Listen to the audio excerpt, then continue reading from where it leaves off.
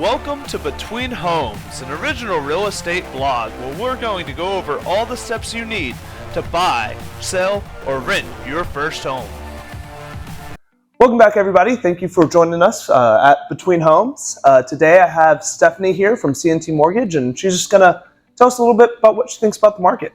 Awesome. Well, hey, Kenton, thanks for having me today. I know right now you get so many questions from your buyer, what are interest rates? And they're kind of asking the wrong person. Yes, realtors know a little bit about the mortgage side of things, but if you're going to talk interest rates, there's so much information that goes behind pricing interest rates and stuff like that. But before we get into any of that, we are in a market right now where inflation is through the roof. That's no secret. Everybody knows it. You're seeing it when you go pay for gas, when you get groceries, when you go purchase a car, when you purchase a home and everything like that.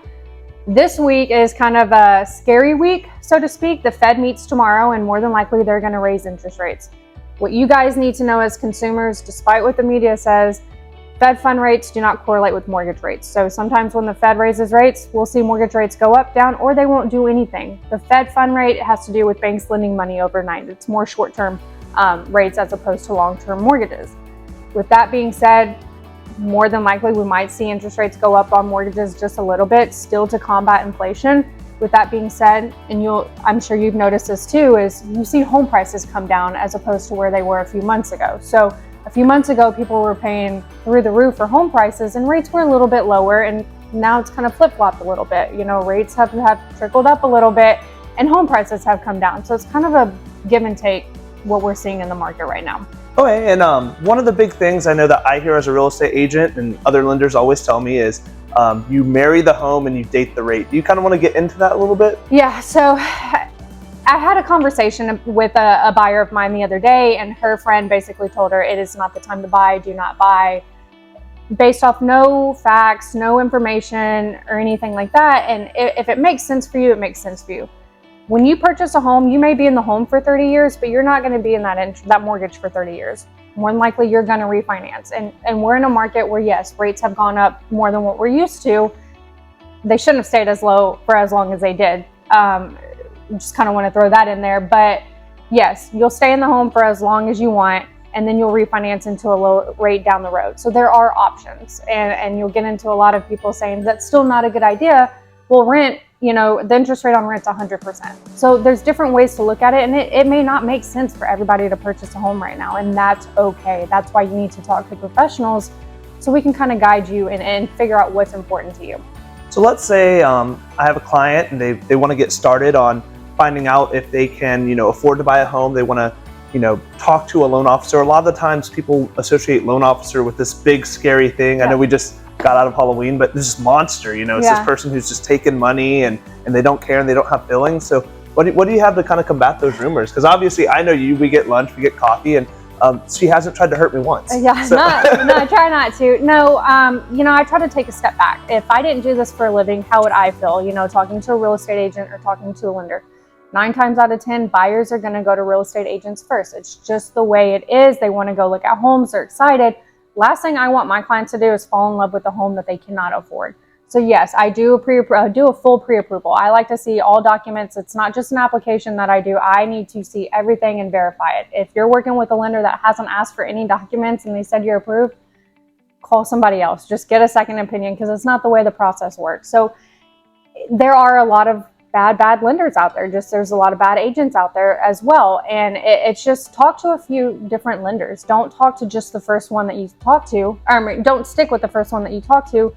A lot of people do that, but go with who you're comfortable with. Read reviews. They go a long way, and really understand the importance of working with somebody local. We understand the taxes, we understand the neighborhoods and stuff like that. So I'm the type of lender, if you're getting a better deal with somebody else, I'll be the first to tell you. My job is to educate you and save you the most amount of money.